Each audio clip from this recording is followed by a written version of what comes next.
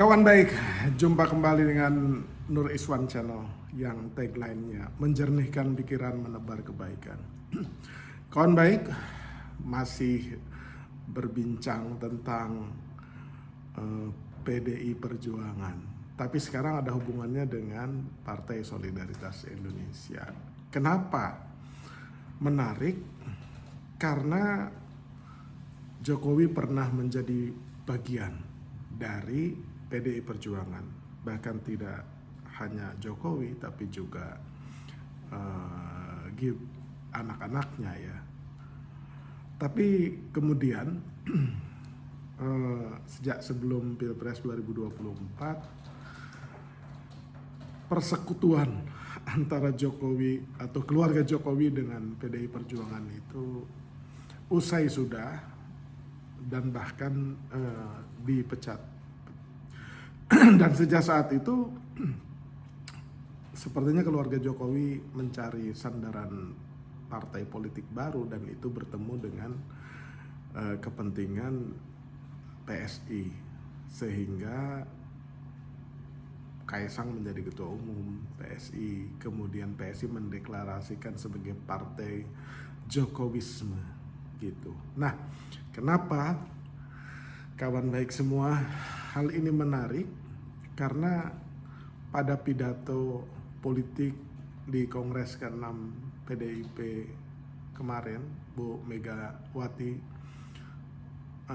secara tegas meminta kader PDI Perjuangan di Jawa Tengah itu berdiri dan memberikan perhatian ya, bahwa Jawa Tengah itu kandang banteng loh gitu. Kemudian jangan pernah lagi mempermalukan saya di hadapan rakyat. Artinya Ketua Umum yaitu Megawati itu menegaskan tentang target politik. Nah, sebelumnya pada saat Kongres PSI di Solo kemarin, Pak Jokowi kan berpidato juga itu ya, seperti memberikan pesan kebangsaan lah kira-kira. Bukan di acara resmi pembukaan atau penutupannya, tapi di sela-sela acara Kongres PSI itu. Dan dengan tegas juga mengatakan bahwa PSI itu kalau target jadi lolos ke parlemen atau ke Senayan atau ke DPR RI itu bukan target, tapi itu keharusan katanya. Dan ia akan berjuang habis-habisan dan total lah untuk PSI di 2029. Tapi ia juga menetapkan target bahwa target utamanya itu di 2034. Nah, kalau 2034 ya usia Gibran dianggap mungkin udah cukup umur menjadi presiden, karena di 2029 kan Gibran masih wapres, dan tentu saja diharapkan paket ini akan terus berlanjut ke 2034 tuh. Artinya itu harapannya Jokowi itu. Artinya Jokowi sudah berhitung ya, kerja yang akan dia upayakan adalah lolos ke parlemen atau lolos parliamentary threshold atau ambang batas parlemen berapapun itu, sehingga kalau punya kursi di parlemen pusat itu PSI akan menjadi faktor dan aktor yang divaluasi atau diajak berunding lah kira-kira begitu di 2009. Baru setelah itu memompa lagi kekuatan politiknya di 2034. Sudah barang tentu semua orang juga mafhum bahwa target ya konstituen PSI ini tentu saja akan beririsan langsung dengan basis konstituennya atau basis pemilihnya PDI Perjuangan. Kenapa? Karena Pak Jokowi pernah di PDI Perjuangan. tidak hanya dari PDI Perjuangan, tapi juga pernah dibesarkan dan diusung dan dianggap sebagai kader utama PDI Perjuangan juga dari Jawa Tengah, dari kota Solo aslinya. Sehingga dari tadinya sekutu ya antara Megawati dengan Jokowi, antara PDIP dengan Jokowi, tadinya itu adalah sekutu penting, pasti menjadi seteru ini. Seteru ya, menjadi apa? Menjadi lawan ya dalam partai politik ya. Artinya kalau beda partai ya itu adalah kompetitor gitu. Tapi karena ini pernah menjadi irisan yang bareng-bareng selama ini ya sudah barang tentu basis pemilihnya itu kemungkinan besar itu sama. Nah, kalau kita lihat perolehan suara PSI ini baru ikut pemilu 2 kali, walaupun didirikan kurang lebih tahun 2014, tapi ikut pemilunya itu baru 2 kali, yaitu di 2019 dan 2024. Perolehan suaranya ya di 2019 seingat saya itu mungkin sekitar 2,6 juta ya. Hasilnya tidak lolos parlemen di 2019 ke pusat ya, ke Senayan tidak lolos karena ambang batasnya kan 4%. Tapi punya kursi di DPRD ya. Kurang lebih itu 72 kursi. Jadi jumlah suaranya more or less mungkin sekitar 2,6 juta mungkin ya gitu. Nah, kemudian di 2024 Kaesang menjadi ketua umum dan sepertinya di-endorse habis-habisan oleh Pak Jokowi. Itu perolehan suaranya naik tapi tetap tidak lolos parliamentary threshold karena secara persentase dari 151 juta jumlah suara sah secara nasional, PSI itu hanya dapat 4,2 juta suara, ya kurang lebih lah gitu, di atas 4 juta.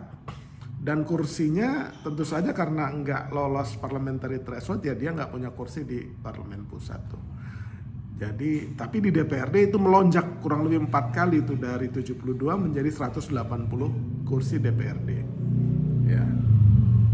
Nah, menjadi menarik kita lihat perolehan suara PDIP ya. PDIP di 2019 itu jumlah suaranya itu 27 juta suara. 27 juta suara di 2019. Ini PDIP. Di 2024 itu merosot menjadi sekitar 25 juta suara. Jadi di satu sisi PDIP turun 2 jutaan dari 27 juta ke 25 juta, tapi di sisi yang lain PSI itu naik ya, sekitar angkanya ya kurang lebih 2 juta suara tuh naiknya. Gitu. Artinya ada migrasi yang kemungkinan besar suara yang basis pemilihnya PDIP itu ya mungkin simpatisannya Jokowi ini pindah ke PSI itu, dipindah atau berpindah gitu, karena Kaesang jadi ketua umum dan kelihatan memang Jokowi mengendorse partai ini gitu. Jadi pernyataan Megawati terutama terhadap kader PDIP di Jawa Tengah, pernyataan Pak Jokowi yang punya target di 2029 dan 2034 ini akan menarik kita amati dalam dinamika politik mungkin mulai tahun 2027, 2029 dan setelah itu. Gitu. Apakah Pak Jokowi mampu memobilisasi mesin partai PSI-nya ini sehingga bisa meloloskan PSI ke parlemen pusat di Senayan di tahun 2029 pada saat pileg berlangsung. Kemudian menjadi menarik lagi, apakah PDIP mampu ya menjaga suaranya dan basis pemilihnya sehingga tidak bisa dijebol oleh PSI. Tentu saja PSI berusaha narik suara yang lain, tapi secara politik irisan basis pemilihnya ini yang diperebutkan itu adalah basis pemilih yang sama, yaitu yang selama ini ada di dan memilih PDI Perjuangan gitu. Nah, Jokowi mungkin merasa karena ya kelas saya sama dengan kelas leluhur PDIP, yakni Presiden Soekarno. Kalau Presiden Soekarno ya memang presiden, tapi kan saya juga mantan presiden gitu, ketujuh. Jadi secara jabatan menurut Pak Jokowi mungkin tidak ada bedanya, ya. Tapi sebaliknya menurut kader-kader PDIP yang paling kuat kenapa PDIP itu sampai sekarang bertahan, ya memang ideologi nasionalis, Soekarnois, Marhainisme, ya, Wong Cilik. Jadi rakyat itu udah ikatan historis dan emosionalnya dengan PDIP itu memang udah kuat tuh, udah kokoh lah. Dia militan gitu, loyalitasnya tinggi tuh. Jadi berpindah memilih PDIP ke PSI itu mungkin effortnya itu harus besar-besaran tuh. Jadi tidak mudah sepertinya Pak Jokowi dengan PSI itu akan mengambil basis-basis pemilih. Tapi itu sudah pasti dilakukan oleh PSI dan Pak Jokowi itu. Karena kalau ngambil basis yang lain ya tentu ya lebih berat, dan komposisi kepengurusan baik di DPP PDIP dan DPP PSI itu nanti akan sangat menentukan, karena aktor-aktor di DPP terutama, tapi juga di provinsi maupun di kabupaten itu akan menjadi penting. Seberapa kuat aktor-aktor itu nanti punya pengaruh elektoral pada saat pertarungan pileg itu terjadi. Jadi mesin partai dari pusat sampai ranting itu di satu sisi, tapi yang jauh lebih penting itu adalah kemampuan organisatoris, kemampuan elektoral dari para tokoh-tokoh di masing-masing partai. Nah, salah satu yang sudah established dalam menggerakkan roda mesin partai itu yaitu Golkar, ya. Yang perolehan suara dan kursinya itu tidak berbeda jauh dengan PDI Perjuangan. Kalau PDI Perjuangan itu 110 kursi DPR, Golkar kalau tidak salah 102 kursi DPR RI.